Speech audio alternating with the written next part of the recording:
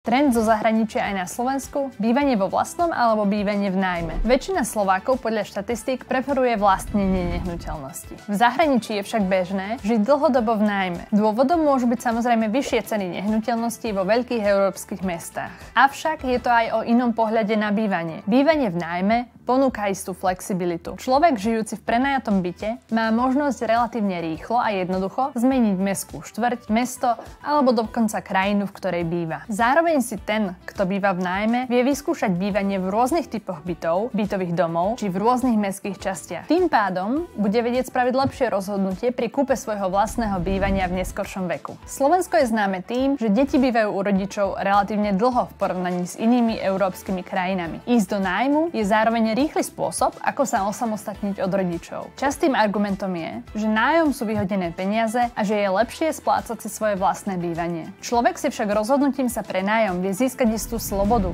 skúsenosti a takisto môže našetrené finančné prostriedky namiesto kúpy nehnuteľnosti investovať iným spôsobom. Napíšte nám do komentárov, aké výhody vidíte v bývaní vo vlastnom, prípadne v nájme.